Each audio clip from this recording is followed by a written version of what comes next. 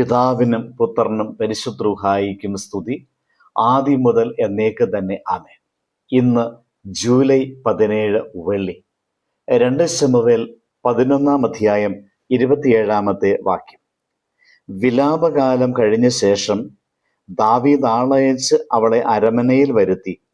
അവൾ അവന്റെ ഭാര്യയായി. അവന് ഒരു മകനെ പ്രസവിച്ചു. എന്നാൽ ദാവീദ് ചെയ്തത് യഹോവയ്ക്ക് അനിഷ്ടമായിരുന്നു. നാം ഇന്ന് ധ്യാനിക്കുന്ന വചനത്തിൽ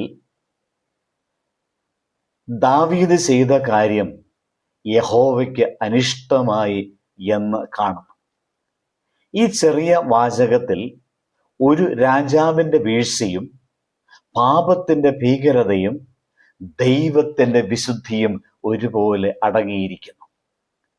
ദാവീദ് തൻ്റെ ജീവിതത്തിൽ അനേക യുദ്ധങ്ങൾ ജയിച്ചു, ഗോലിയാത്തിനെ തോൽപ്പിച്ചു, രാജ്യങ്ങളെ കീഴടക്കി, ജനങ്ങളുടെ ഹൃദയത്തിൽ സ്ഥാനം നേടി. എന്നാൽ പുറത്തുള്ള യുദ്ധങ്ങളിൽ വിജയം നേടിയ ആ രാജാവ് സ്വന്തം ഹൃദയത്തോടുള്ള യുദ്ധത്തിൽ പരാജയപ്പെട്ടു. ആ പരാജയത്തിൻ്റെ പ്രതിധ്വനിയാണ് ഈ വചനം. ഈ സംഭവത്തിൽ ഏറ്റവും വേദനാജനകമായ കാര്യം ദാവീദ് പാപം ചെയ്തു എന്നതിനേക്കാൾ ഉപരി അത് മറച്ചു വയ്ക്കുവാൻ വീണ്ടും വീണ്ടും ശ്രമിച്ചു എന്നതാണ്. മനുഷ്യരുടെ കണ്ണുകളെ വഞ്ചിക്കാൻ അദ്ദേഹത്തിന് കഴിഞ്ഞു, രാജധാനിയെ നിശബ്ദമാക്കാൻ കഴിഞ്ഞു, ജനങ്ങളുടെ ചോദ്യങ്ങളെ അടക്കാൻ കഴിഞ്ഞു. എന്നാൽ ദൈവത്തിൻ്റെ ദൃഷ്ടിയെ മറയ്ക്കാൻ അദ്ദേഹത്തിന് കഴിഞ്ഞില്ല. മനുഷ്യരുടെ കണ്ണുകൾ നമ്മുടെ പ്രവൃത്തികളെ കാണും, എന്നാൽ ദൈവത്തിൻ്റെ കണ്ണുകൾ നമ്മുടെ ഹൃദയം കാണും. നാം എന്താണ് ചെയ്യുന്നത് എന്നതിലുപരി എന്തുകൊണ്ടാണ് അത് ചെയ്യുന്നത് എന്നും ദൈവം അറിയുന്നു. ലോകം നമ്മുടെ പുഞ്ചിരി കാണും, ദൈവം നമ്മുടെ കണ്ണീർ കാണുന്നു. ലോകം നമ്മുടെ മുഖം കാണുന്നു, ദൈവം നമ്മുടെ മനസ്സ് കാണുന്നു. ലോകം നമ്മുടെ വാക്കുകൾ കേൾക്കും, ദൈവം പറയാതെ സൂക്ഷിക്കുന്ന ചിന്തകൾ പോലും കേൾക്കുന്നു. അതുകൊണ്ട് ഒരു വിശ്വാസിയുടെ ജീവിതം മനുഷ്യരുടെ അംഗീകാരത്തിന് വേണ്ടിയല്ല, ദൈവത്തിൻ്റെ പ്രസാദത്തിന് വേണ്ടിയായിരിക്കണം. കാരണം മനുഷ്യരുടെ പ്രശംസ നിമിഷ നേരം മാത്രം നിലനിൽക്കും, എന്നാൽ ദൈവത്തിൻ്റെ പ്രസാദം നിത്യതയിലേക്ക് നമ്മെ നയിക്കും.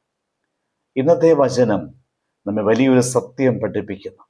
മറച്ചു വെച്ച പാപം ഒരിക്കലും സമാധാനം നൽകുന്നില്ല. ഒരു തെറ്റ് മറയ്ക്കാൻ വലിയൊരു തെറ്റ് മറ്റൊരു തെറ്റ് ചെയ്യേണ്ടി വരും. ഒരു കള്ളം മറയ്ക്കാൻ മറ്റൊരു കള്ളം പറയേണ്ടി വരും. അങ്ങനെ പാപം ഒരു ചങ്ങലയായി മനുഷ്യനെ ബന്ധിച്ചുകൊണ്ടിരിക്കും. എന്നാൽ ദൈവം നമ്മെ ആ ബന്ധനത്തിൽ തുടരാൻ ആഗ്രഹിക്കുന്നില്ല. അവിടെ നമ്മെ മാനസാന്തരത്തിലേക്കും സ്വാതന്ത്ര്യത്തിലേക്കും വിളിക്കുന്നു. ദാവീദിന്റെ ജീവിതം ഇവിടെ അവസാനിച്ചില്ല എന്നതാണ് പ്രത്യാശയുടെ സന്ദേശം. പിന്നീട് അവൻ തെറ്റുകളെ ഏറ്റുപറയുന്നു, കണ്ണുനീരോടെ ദൈവസന്നിധിയിലേക്ക് മടങ്ങി വരുന്നു. തിരുത്തൽ ഉണ്ടായി. കാരണം ദൈവം പാപിയെ വെറുക്കുന്നില്ല, മാനസാന്തരപ്പെടാത്ത ഹൃദയത്തെയാണ് വെറുക്കുന്നത്. ഈ പ്രഭാതത്തിൽ നമുക്ക് ഓരോരുത്തർക്കും നമ്മുടെ ഹൃദയത്തോടൊരു ചോദ്യം ചോദിക്കാം. എൻ്റെ ജീവിതത്തിൽ ദൈവത്തിന് അനിഷ്ടമായ എന്തെങ്കിലും ഞാൻ സൂക്ഷിക്കുന്നുണ്ടോ? ഈ പുതിയ ദിവസം ആരംഭിക്കുമ്പോൾ നമ്മുടെ കണ്ണുകളെ ദൈവസന്നിധിയിലേക്ക് നമുക്ക് സമർപ്പിക്കാം. മനുഷ്യരുടെ കണ്ണുകളെ ഭയന്ന് ജീവിക്കാതെ ദൈവത്തിൻ്റെ ദൃഷ്ടിയിൽ വിശുദ്ധിയോടെ ജീവിപ്പാൻ നമുക്ക് തീരുമാനമെടുക്കാം. ഓരോ പ്രവൃത്തിക്കും മുൻപ് നമുക്കൊരു ചോദ്യം ചോദിക്കാം. ഇത് ദൈവത്തിന് പ്രസാദകരമാണ്.